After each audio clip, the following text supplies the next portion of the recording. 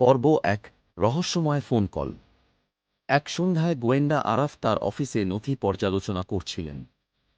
হঠাৎ ফোন বেজে ওঠে। অপরিচিত একটি নম্বর থেকে এক নারীর আতঙ্কিত কণ্ঠ শোনা যায়। আমাকে সাহায্য করুন, আমার জীবন বিপদে আছে, বলেই লাইনটি কেটে যায়। আরাফ নম্বরটি ট্র্যাক করার চেষ্টা করেন। প্রযুক্তির সাহায্যে জানতে পারেন ফোনটি শহরের পুরনো অংশের একটি পরিত্যক্ত বাড়ি থেকে করা হয়েছিল। পরদিন সকালে আরাফ সেই জায়গায় পৌঁছান। বাড়িটি জনমানব শূন্য, চারদিকে গা ছমছমে পরিবেশ। সেখানে একটি ভাঙা জানালার পাশে রক্তের দাগ দেখতে পান। কিছুটা দূরে একটি পুরনো ধাতব চাবি পড়ে থাকতে দেখেন।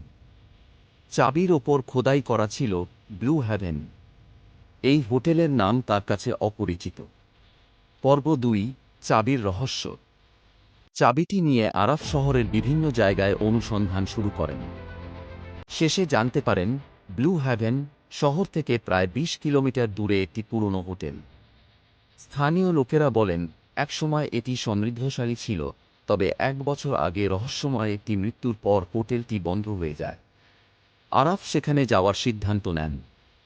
রাতের বেলায় হোটেলটিতে পৌঁছে তিনি দেখেন সেটি পরিত্যক্ত। ধুলো আর মাকড়সার জালে ঢেকে আছে পুরো জায়গা। তবে একটি ঘর অদ্ভুতভাবে পরিষ্কার। সেখানে টেবিলের ওপর একটি পুরনো ডায়েরি পান। ডায়েরির পাতাগুলোতে লেখা ছিল, আমি জানি তারা আমাকে খুন করতে আসবে। এই লেখা দেখে আরাফ নিশ্চিত হন এখানে কোনো গভীর ষড়যন্ত্র আছে। পর্ব ৩ সন্দেহের বৃত্ত। ডায়েরির সূত্র ধরে আরাফ খুঁজতে শুরু করেন হোটেলের প্রাক্তন কর্মচারীদের। তিনি জানতে পারেন ম্যানেজার রবি এখনও শহরে আছেন।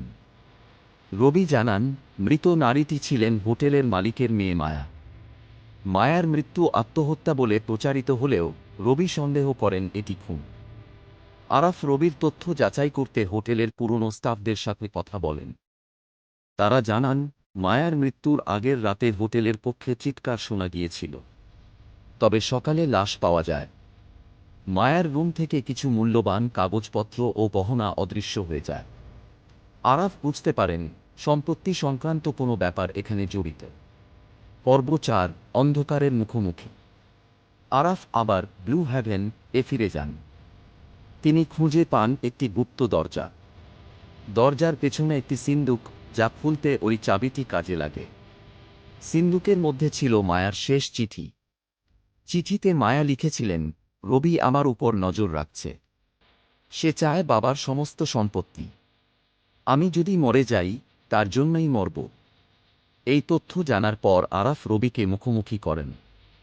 রবি প্রথমে অস্বীকার করলেও পরে স্বীকার করেন তিনি এবং হোটেলের আরেক কর্মচারী মায়াকে হত্যা করেছিলেন। তবে হত্যার প্রমাণ লুকাতে তারা ঘটনাটিকে আত্মহত্যা বলে সাজিয়েছিলেন। পর্ব ৫ সত্য উদ্ঘাটন। রবিকে পুলিশে সোপর্দ করার পর আরাফ রহস্যের আরও গভীরে যেতে চান। ফোন কল দেওয়া নারীর পরিচয় এখনও অজানা।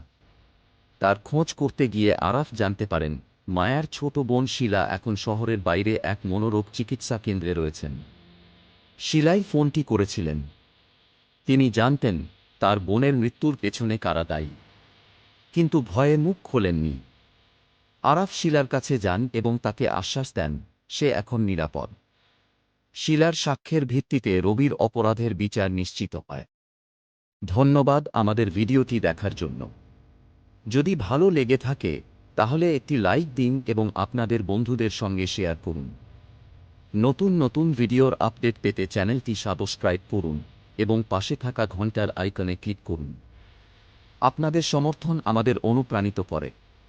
দেখা হবে পরবর্তী ভিডিওতে।